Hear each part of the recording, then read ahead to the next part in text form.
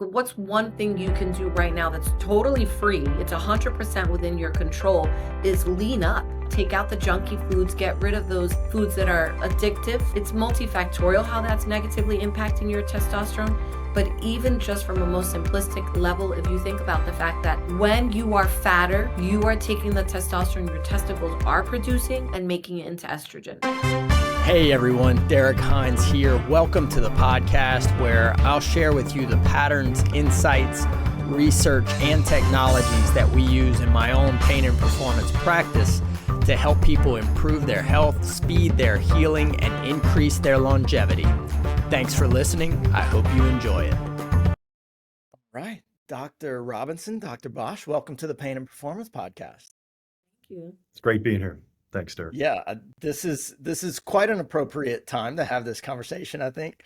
I've had more conversations as of late in terms of hormones, what's changing. I'll give you all kind of the inside stuff. We host probably like a quarterly workshop in our office where we invite all the public, all our patients, and we just did one on fasting, and that went all the way into how we can change our hormones naturally and how does our lifestyle change hormones. And we ended up going through a lot of hormone science with a lot of the people talking what do hormones do? And one thing you realize with that is we hear this word hormones and I think everybody knows it's important. But the depth of what it does in our body is a little bit, hey, look, if you don't use it, you lose it, right? It's a little bit lost from I remember hearing that word when I was in 8th grade or whatever it is, when you learn that.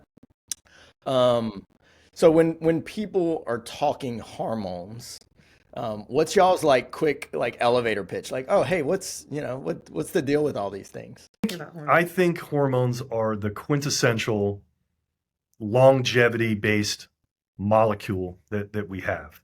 And there's many different ones out there that are being studied, and we know that it can, whether we're talking about biohacking, actual longevity, hormones are right at the top of the list, whether we're talking about estrogen or testosterone for men or women, men and women.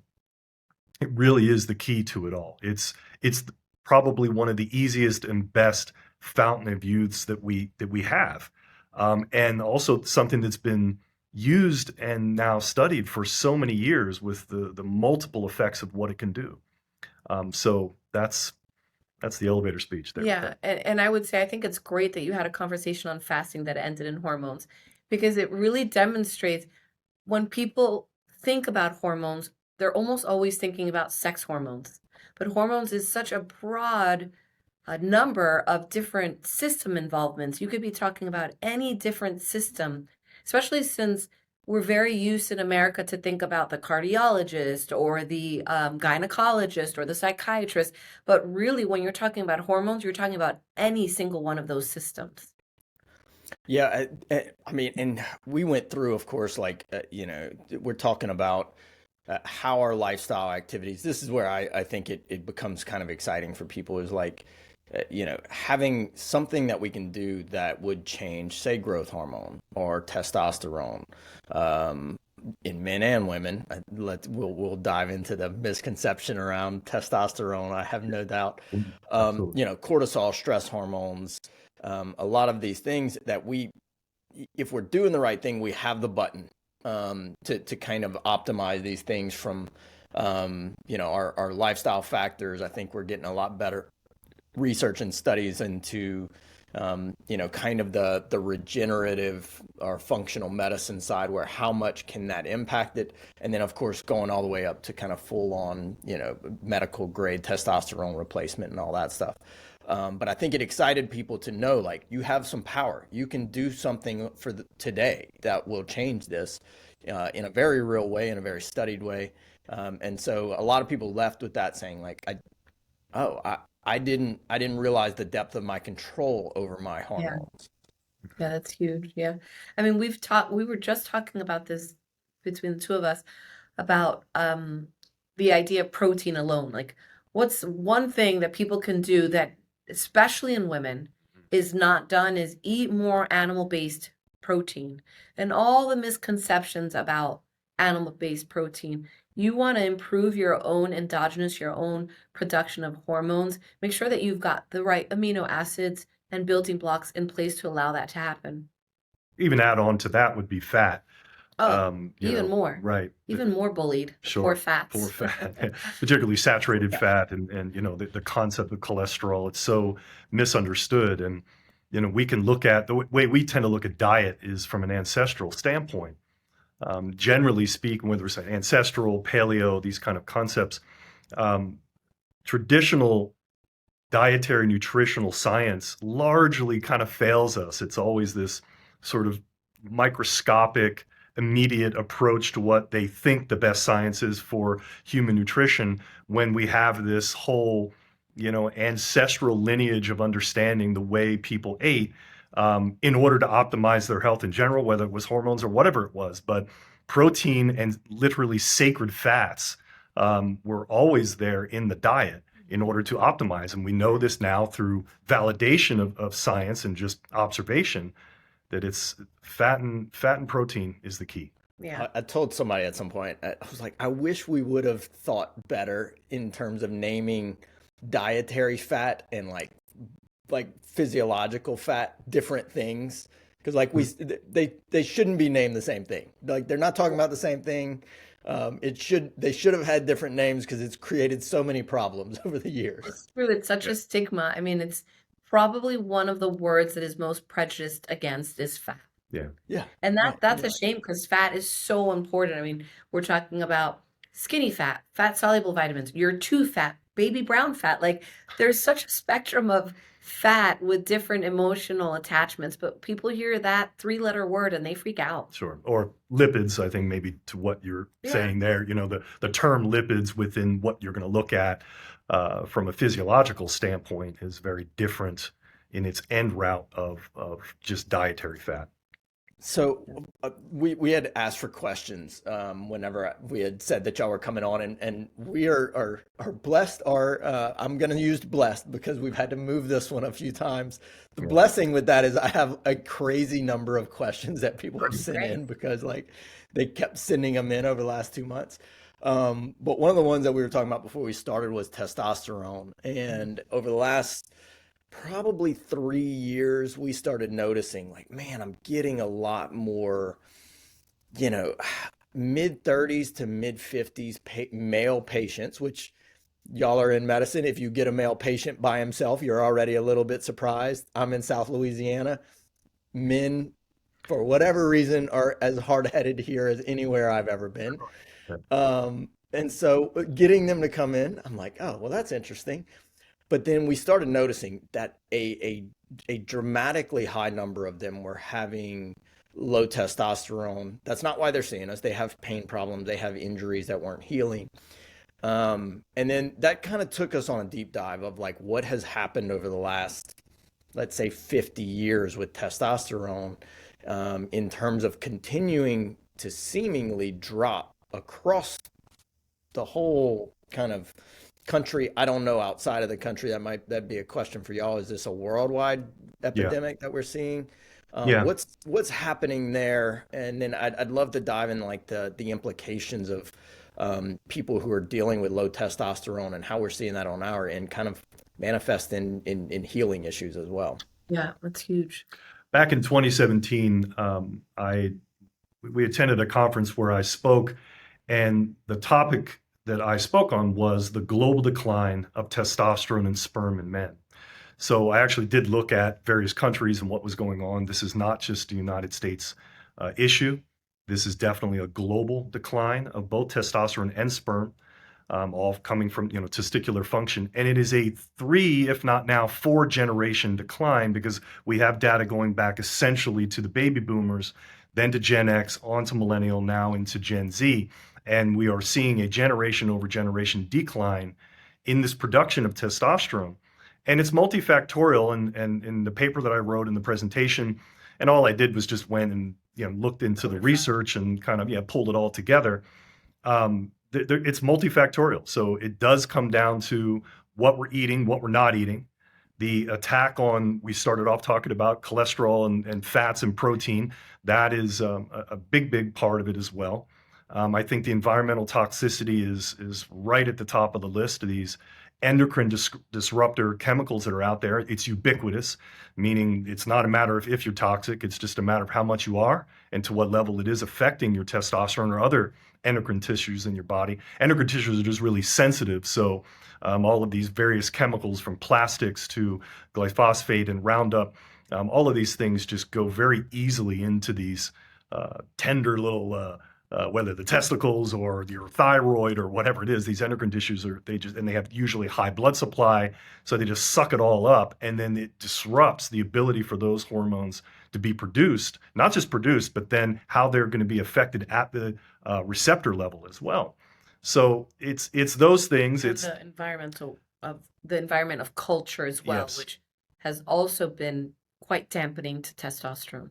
It's yeah. It's there's a fascinating because, there's like, an when I attack think on of back, them. like I think 3 or 4 generations back, I'm like, okay, we've got better quality food today in a lot of ways. A lot of them were like, now maybe they were growing their own food a lot more and kind of harvesting their own food, but you're like maybe I'm just off on this, but I feel like they were grinders back then, right? They were like working too much. They weren't sleeping a whole lot. They were kind of eating whatever they could, and like, I got to feed my family. I don't care what it is. Like, we were just starting to do, probably like more kind of mass farming and stuff. So is it some of that? And then I'll use this time. I got a lot of questions on like devices and sperm and testosterone. Yeah. Does that play a role in this at all? That do we think of in terms of cell phones and Wi-Fi's Oh, and devices. all that Oh, stuff? Yeah.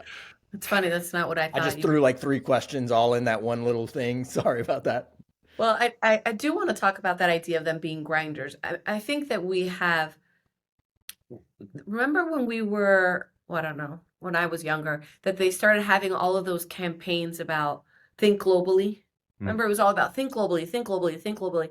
And here we are 20 to 30 years later, and I'm wondering, really, was that the right answer? So the one thing that came out of Think Globally that was good was we have had exposure to many different types of foods and many different diets around the world. Brilliant. But Think Globally and not locally, what that has resulted in is that even though those grinders back then, like you were saying, 3 to 4 generations ago, maybe the variety that they had available to them wasn't as good, but their food was not as processed. It was a lot more fresh and it was more seasonal. So it just wasn't providing them maybe with the gastronomic enjoyment that we get to experience today, but it was providing them with basics that were more reliable. And the truth is, most Americans aren't taking advantage of, special, because honestly, probably cost, but they're not taking advantage of these specialty foods that we think of when we say food is better nowadays. Most people are relying on basics that are overly processed and super chemical. So that's not good. And the other thing about those guys back then, that whole like hands in the dirt mentality, that's part of what made them manly. And you had said if you don't use it, you lose it. If you don't act like the way little boys act, where they're wrestling and playing in the dirt and crashing cars against each other, that's not social influence. That's innate to who they are. If grown men don't behave that way, which nowadays they aren't as much because of devices and other things, then they really do get those declines in their manliness and their manly hormones, Yeah, right? this might just be the yeah. area that I'm in. I mean, even when I was growing up, I I grew up on a street, regular little neighborhood street, right? I mean, everybody, I bet you half the houses had a garden, had hmm like their own garden. Now, we're in Louisiana. This is a very like agriculture. A lot of people do come from farming families, so that might be a high number. But I mean, I would have to guess if you asked 40, 50 years ago how many people were growing some version of their own food, it is a probably dramatically higher number than it is now. Yeah, that's great. And that's why now that's like a trend. Like, there's all these videos out there on how to have a vegetable garden on your city balcony because people really have realized this is why you're getting all those questions. Yeah. People are really realizing, like, wait, there's an obvious relationship here, and not everybody has preserved it the way your community I has. saw it. I saw a post recently that was like some version of like my new biohack obsession, and it's like somebody with their own little like garden on their patio. And I was Right. like, oh, if our ancestors saw what that was, like, oh, I figured it out, guys. Right. Like, I know how to Exactly. It's biohack this this. scientific breakthrough Right. that Right. and that's we're making this full circle. It seems to me that there's this full circle back to a lot of common sense, and we're seeing that I think certainly in this country. When it comes to nutrition, it's all full circle. It's getting back to the basics: sunlight, getting out into the air, growing your own food, having a relationship with the food, understanding and respecting ranching, and local farmers and how important all of that is. It isn't rocket science. This is some pretty basic stuff, innate. So if somebody like for some of these patients, we came across this somewhat by accident, but I think my question would be, what should somebody notice that drives them to get their hormones tested? Like, let's stay in this demographic for a minute. We can kind of jump over to women, but should they only go and get this done if you're like, having healing issues No, or energy issues or sex issues? Like, not how anymore. do y'all think about that? Yep, go Not, ahead. not anymore. After 18 years of doing this and literally seeing a couple of generations of over those 18 years now, and I've seen millennials and now Gen Z coming of age in front of me in my office, and I guess to some degree Gen X. They should be checked now Yeah. because of this assault, because we're seeing that the people are walking around and it's low. They don't even know it's low. They don't even know how good they could feel. So it's really better, I think, at this point to have a baseline in your 20s. Mhm. With that said, so that'd be the first thing that I would just encourage anybody listening, any guy listening. If you're in your 20s, just go ahead and do it and understand where your levels are at and see whether or not you can optimize it. From a Yeah. symptomatic standpoint, once motivation starts to go down, once energy is really going down, motivation, the testosterone really drives general motivation, a desire to get it done, whatever it is, as simple as you're taking out the trash all the way up to your career. It's helping to drive that. If you're having memory and focus issues, if something's just off, and that's something that we talked about the other day, I think it was on a separate podcast, and you said that so well, that there's just something's missing. Right. It isn't always an articulable type of series of Symptom. things. And actually that is the symptom. Right. The symptom is when you don't know what it is, but I can't quite, something's wrong, but I don't know. That actually is the symptom. But people think, well, it's so nondescript, so I don't know, there's nothing going on. No, and it's actually one of the first symptoms to get better when a person does start testosterone replacement. It's that whole like, I don't know, I just feel better. Like it's so nondescript, but it's nondescript in either direction. But people know, people who are really like taking the time to listen to themselves, which I imagine that's your listeners. They want to know, they are curious. So if you have that like again, that innate, like that little voice that says, I don't know, something's just not quite as good as it could be, that's reason enough, right? I think so. Well, I think, and what we run into, and this is because people are not testing, is that I do think everybody has a different optimal level. Right. Correct. And so if they test it now, and they're 40 and they're not feeling real good, and we come back and we find out, hey, your overall testosterone is at 550, and you're like, okay, that's probably not optimal. We'd like to we could see that higher, but if you tested this when you feel great and you're 25, and we get like a Even higher. baseline of like, here is where you can live. What a great thing to have going into the future of like, what does optimal look like in your body? I can see a real value of like, hey, test it when you feel your best. So we have like the template of what we're trying to get you back to, or kind of get close to as we go Sure. through the aging process. When you're looking at testosterone, what are the different maybe categories you put people in? Obviously, we have kind of optimal, maybe slightly suboptimal, and then of course like clinically low.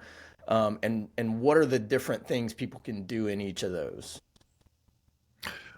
Okay, I'll answer that. So generally speaking, our optimal range is 700 to 1100.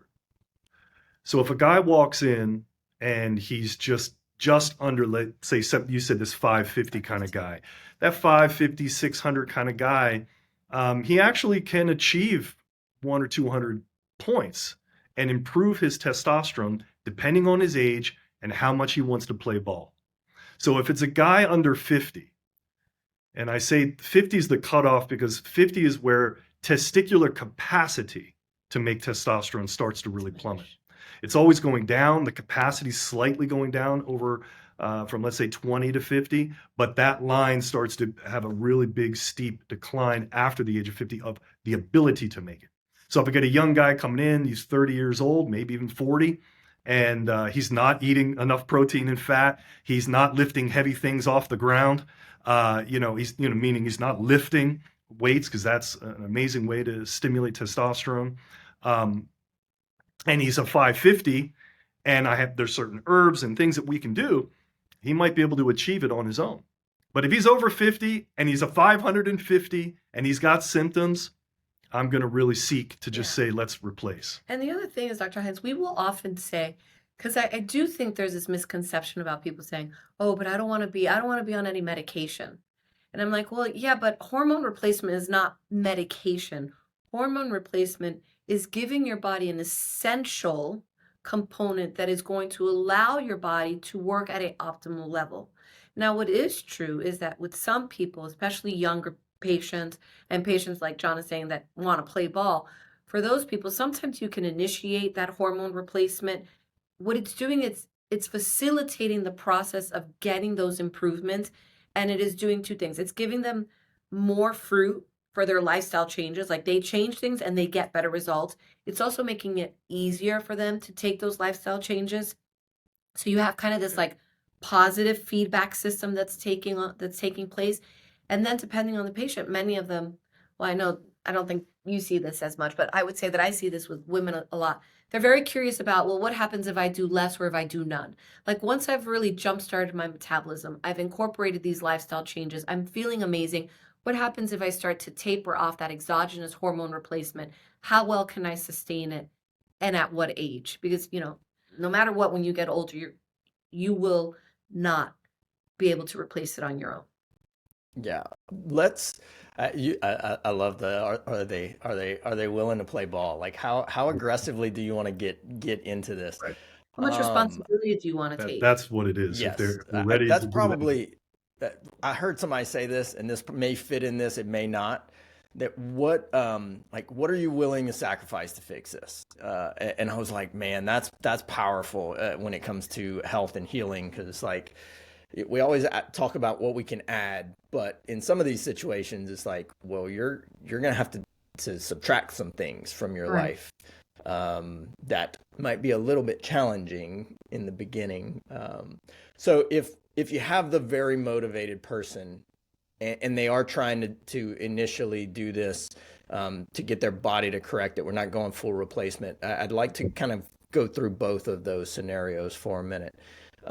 What's the things that y'all see move that needle the most? You talked about heavy lifting, protein, cleaning up diet. What falls on that list? Yeah. Having sex. And that seems to push that for sure. So the other thing I would say, let's say from a nutritional standpoint, magnesium and zinc, I mean, these are the usual suspects. They really do. Zinc can really help. Zinc is also helping at the level of the receptor. So it isn't sometimes just about the amount of testosterone, it's the quality of the androgen receptor that is going to hold on and do something with that testosterone. The androgen receptor amount is predicated based on genetics to some degree, but it is driven by zinc, it's driven by magnesium, it's driven by exercise. Will help to increase that from increasing the points. If we're talking about, again, something somebody could do that's not full-blown replacement.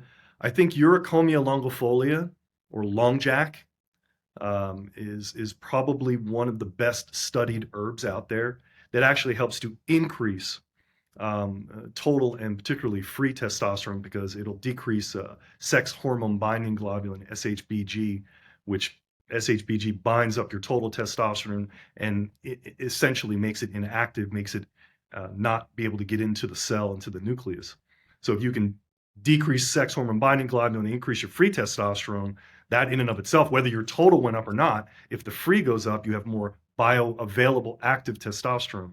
And this Uricomia longifolia really helps with that to an extent. Again, you can get 50, 100, 200 at the most points on that. You can get a little bit out of that. Yeah.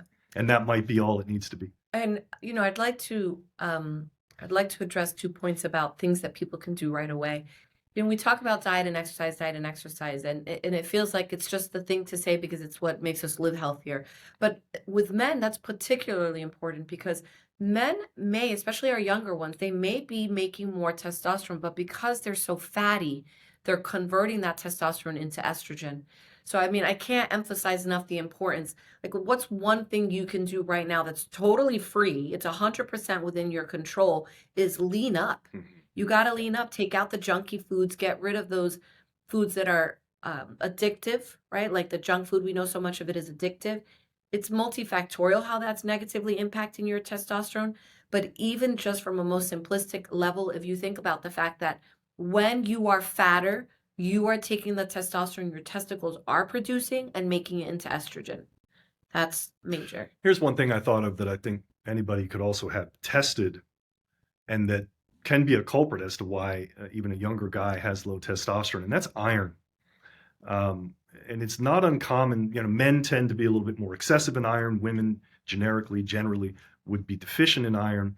But I always say the white European male often has not full-blown what's called hemochromatosis. That's a full-blown genetic iron overload. But you can have a portion of that genetic makeup and actually tend towards it. But either way, again, the generically speaking, the men in general, but even more specifically, the white European male will hold on to that. And if your ferritin level, so you look for ferritin, and ferritin's the storage form of iron. And if ferritin levels are high, that actually can be literally insulting the testicles and not allowing them to be able to produce testosterone. So that's one simple What's the thing. How do you easiest- get rid of it? You just go donate blood. Donate. Yeah. Yeah.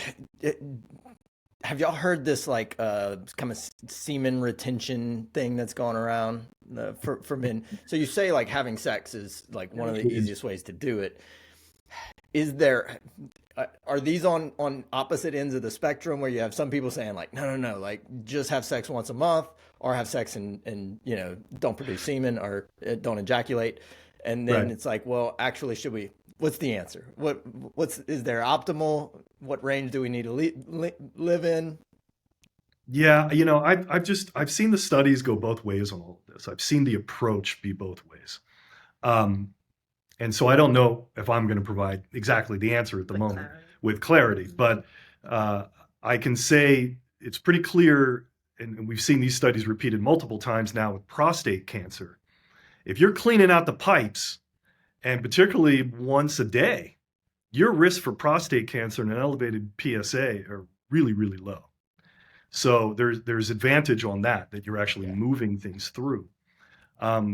It is true that when you ejaculate, which is not to be confused with orgasm, and that's both men and women, but let's say particularly guys, because guys, we would say, well, there's something just came out, so I just had an orgasm. Well, you had an orgasm that resulted in an ejaculate.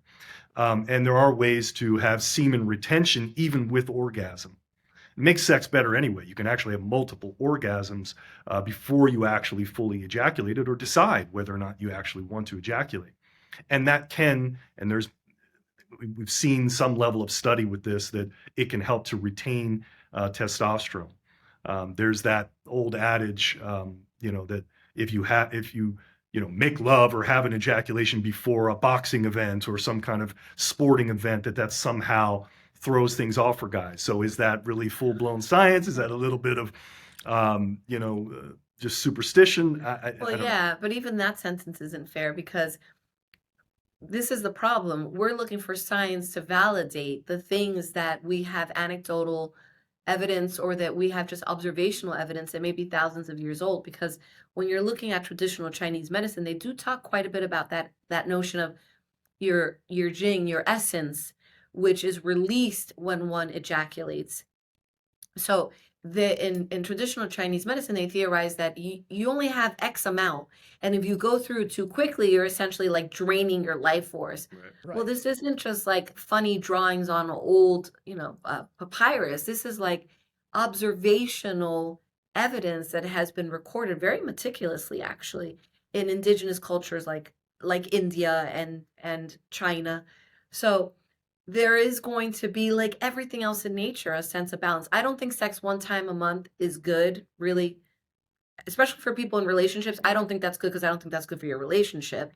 But I also don't think that 6 times a day is going to be good for anybody either. So Sure. a lot of times you don't need the science to validate. You don't need that double blind placebo. You just need what's the common sense, what takes you to a nice place of balance. Yeah. I feel like this is a perfect place to tackle the like testosterone for women. I heard, and I want to say it was at some point I was listening, and I didn't corroborate this, but that like per pound, women should actually have a higher testosterone level. Like if you compared their testosterone to body weight. But I think there's still kind of a big misconception about how powerful testosterone can be for women as they kind of are going through changes. What's the levels we would look for in women? How much does testosterone play a role in women's health, mental health, physical health, sexual health, all of the above? Women have 10 times more testosterone and other androgens in their body than they do estrogen. When we're looking at a lab, it's the units they're using nanograms per deciliter, and I think for estrogen they're using picograms. So the number always looks bigger, but really they have more of the testosterone. And again, when we add in all the other androgens, DHEA, androstenedione, androstenediol, there's multiple other androgens that all ultimately can convert into testosterone and have testosterone-like effects. DHEA is very similar to testosterone in its effect. So yes, they have far more of it than estrogen. And they have, from a level standpoint, they have 1/10 of the amount of men. So men just have 10 times more of the amount. So if I'm using a range of roughly 700 to 1100 in nanograms per deciliter, then for women, I'm using roughly we use 700 to roughly 150 as a Not replacement 700, range. 70. Excuse me, 70 to 150 for women nanograms per deciliter. So it's roughly 1/10 of the range that we're from an optimal standpoint, roughly.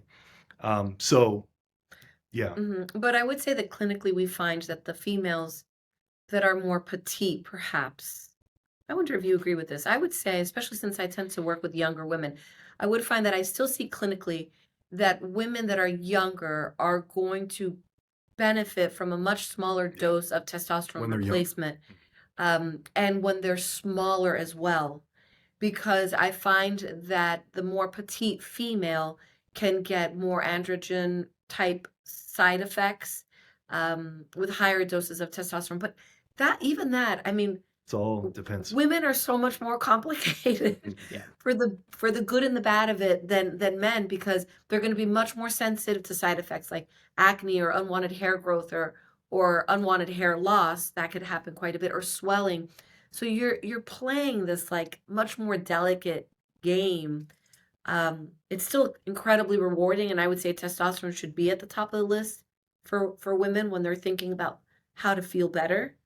Yeah. But right, Yeah, Yeah. guys, I've had when more it comes women to who side I effects think, for guys, it's sorry. go ahead. side effects for men are for testosterone replacement therapy are really, generally speaking, they're very low. Guys, what happens with guys, back to what you had said earlier, guys are like, I don't know what, the guys don't know what they're feeling at all sometimes.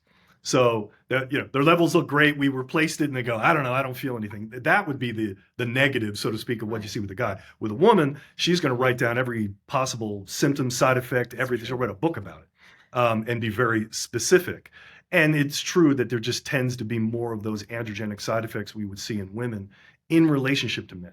But all of this really comes down to ultimately dosing and working with the patient and the human in front of you, knowing how to turn that up or down depending on the person, depending on the moment with that person, because it literally can change from month to month or year to year.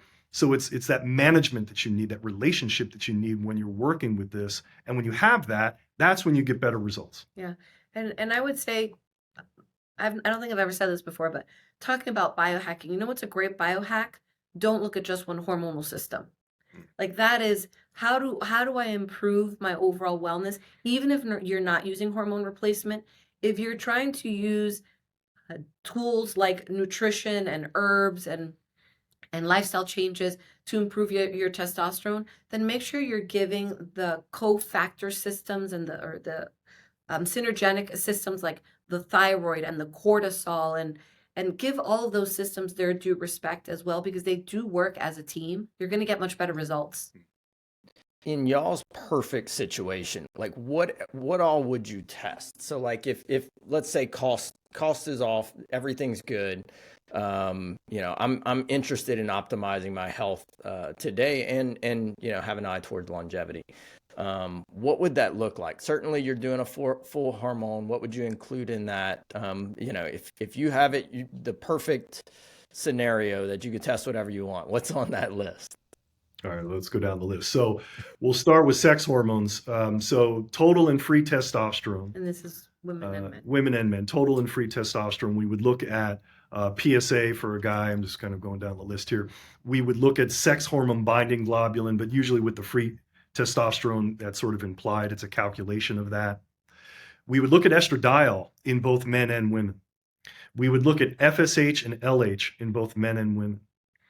And we look at estrone. Estrone, yes. So estradiol is E2, estrone is E1, and estradiol, the main potent estrogen in both men and women's bodies, will convert into estrone. And so you want to have a correct ratio of estradiol to estrone. So we look at estrone. We're going to look at, as far as thyroid, we look at TSH, thyroid stimulating hormone. We look at total T4, total T3. We would look at free T4 and free T3. We look at reverse T3. That's another one. We're going to look at the anti-TPO, anti-thyroid peroxidase antibody for thyroid, and we'd also look at the anti-thyroid globulin antibody. That's the full-blown thyroid panel for us. From there, for insulin and blood sugar control, we of course would look at the standard chemistry panels and total glucose, but we would also look at A1C, looking to see that down in the low fives. We would look at homocysteine, which is probably one of the best inflammatory markers out there, probably one of the best stroke predictors is homocysteine levels, and there's ways to handle that. We would look at C-reactive protein. That's sort of part of that whole insulin metabolic inflammatory process. IGF-1, so for growth hormone, we would look at IGF-1. We will sometimes look at IGF binding protein as well for growth hormone. What are we missing? Then for adrenals, we would look at cortisol. You can look at cortisol in serum, and it's an okay test for us. But if we're really trying to dig into what's going on with the functionality of the adrenals, we're going to look at a salivary test, saliva. And it would be at least a 4-point salivary test from the morning all the way into the evening of 4 different points of checking your salivary cortisol levels. And I think that, and then of course iron. And the saliva includes DHEA, but we look at DHEA on the labs. We look at ferritin. Yes. We look at the omega profile. Yeah, I think probably what everybody should get checked is, it's called Omega Check. Quest and LabCorp, particularly Quest, and I think it's through the Cleveland Clinic as well. And that is looking at essential fatty acids and the profile of essential fatty acids in your blood from omega-3s, the breakdown of the various omega-3s, the breakdown of the various omega-6s, and all of them broken down by weight as what it's measured in blood. And it gives you a score. And that score then is related to relative risk of cardiovascular disease, from low, medium, up to high risk of cardiovascular disease. And that's an easy fix, because now that we've been checking that so much, if it's low, you take a fish oil, a high quality fish oil, and it improves. I want to say that that's one thing we didn't mention that's really important is we talked about eating fats. We didn't talk about fats on your labs, like your cholesterol panel, your vitamin D, your omega profile. Those are really important, especially in a world where I find that, especially in our more senior patients, the statin used for very aggressive monitoring of cholesterol is a problem. And there's not enough attention then given to the good fat, like the vitamin D and the omega 3, because that will also make it difficult for the body to make its own hormones. So that's another thing that needs to be taken into consideration. What other Yeah, questions? I know you had a lot there, and I feel like I don't know if you want to like pepper them at us, and we'll try to answer them quick. Like yeah, I would love to be able to answer them all for you. right. I know. We'll throw this one out, and then if people are super keen on it, then if we have specific questions, maybe we can set up a round 2 in a year or so. Okay. Cold exposure and hormone regulation. What y'all's thoughts on Cold exposure. I mean, when it comes to just increasing testosterone and growth hormone, it seems that cold exposure is certainly something that does that, and that's a good thing. And I think these are great things for anybody, but it's that younger guy that's looking to try to optimize. I think it's a good idea. Since you said cold, I mean, to the opposite of that is sun exposure. Testicular sun exposure actually really helps. So yeah, that? both of those.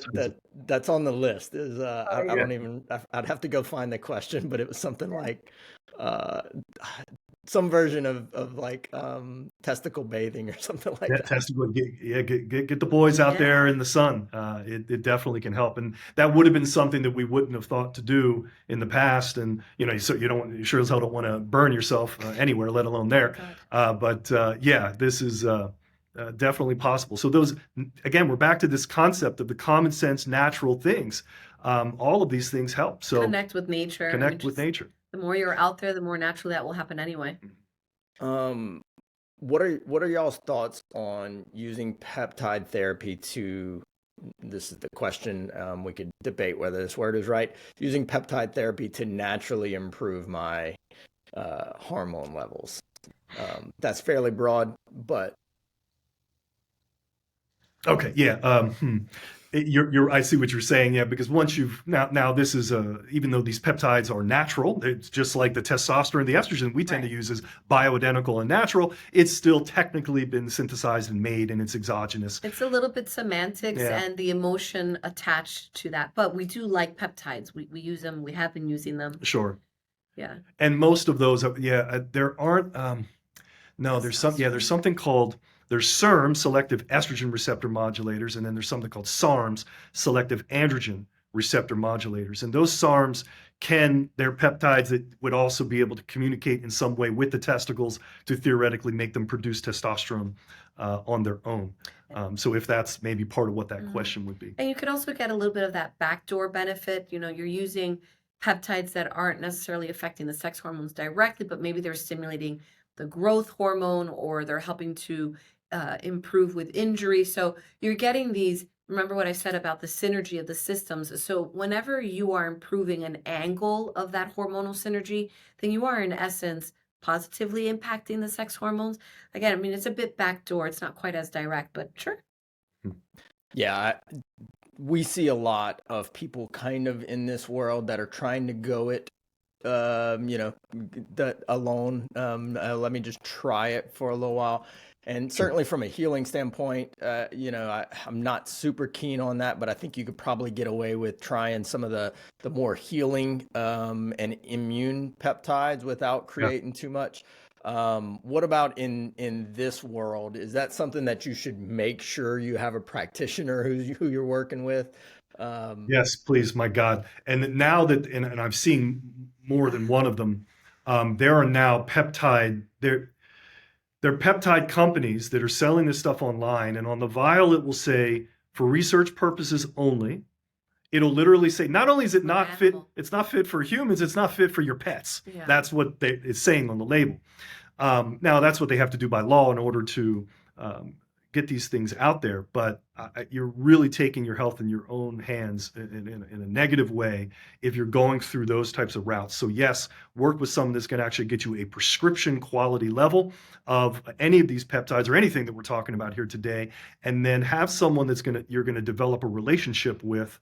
So it's the relationship to where you can not only dig into how to help them, but how to prevent them from having problems. And if you don't have that ongoing relationship, a lot of things can get missed. I've seen it many Yeah. times.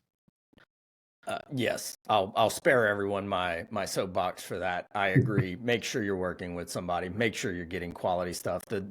All the terrible stories I've heard around peptide management have come from people who did ordered off That's some right. random Yeah. website from who knows where and ended up having And you know what's issues. interesting about that? You got to try pretty freaking hard to screw somebody up with peptides, because generally speaking, clinically speaking, they're clinically forgiving. They're relatively, and compared to many things, easier to deal with.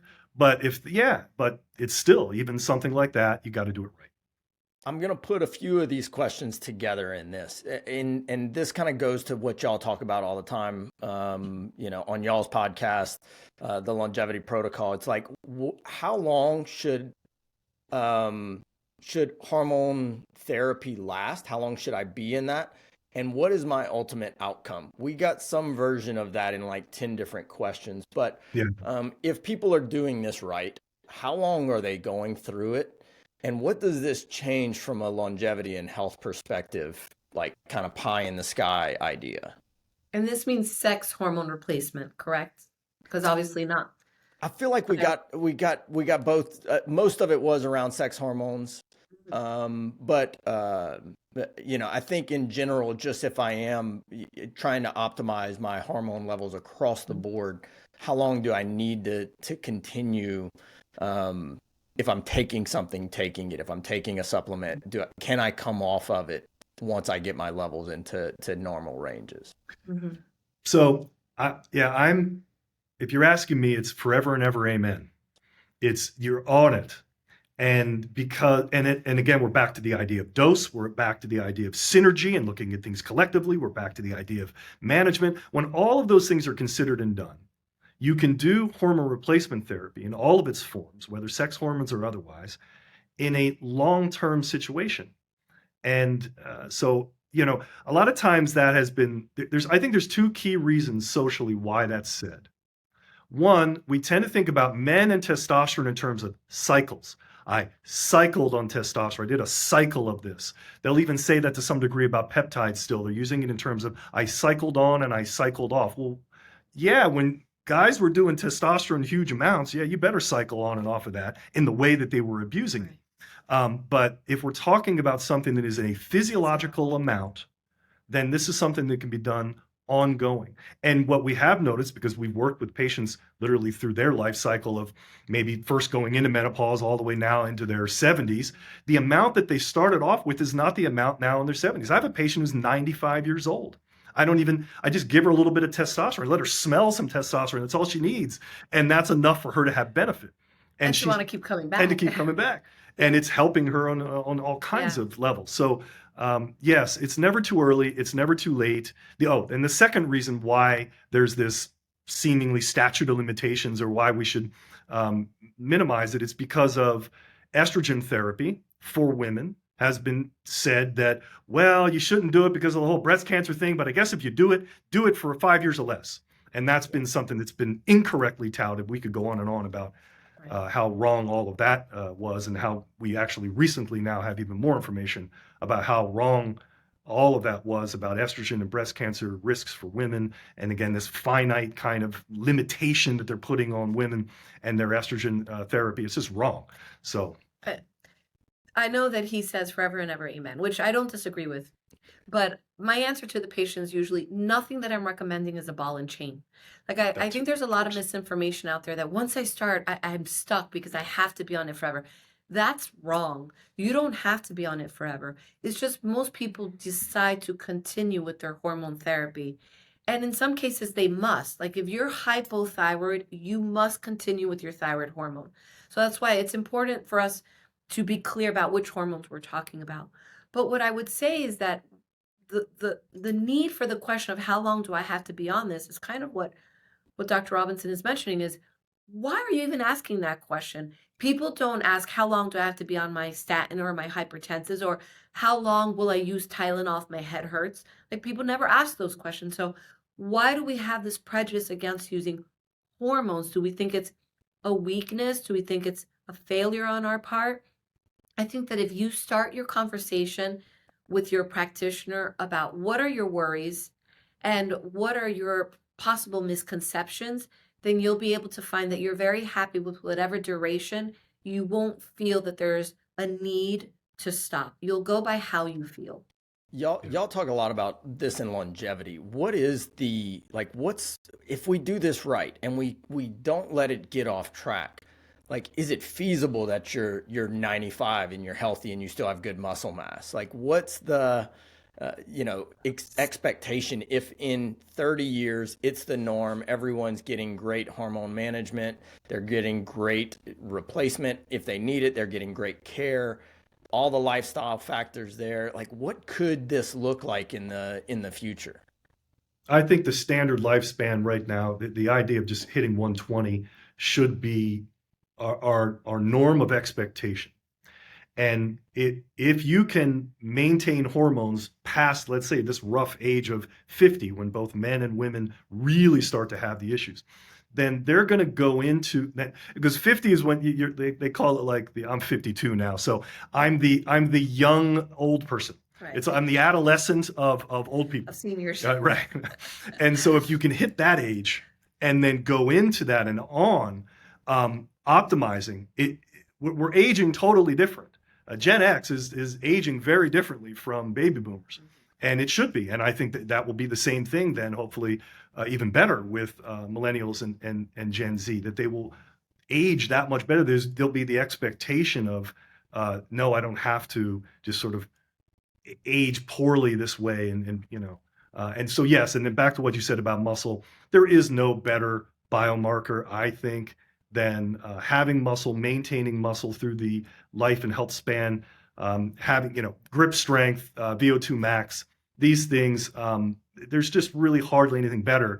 And if you can maintain muscle and bone, because where muscle goes, bone goes, if you can maintain the muscle, it's right at the top of the list. And we stress it really, really heavily with all of our patients. We measure it very accurately.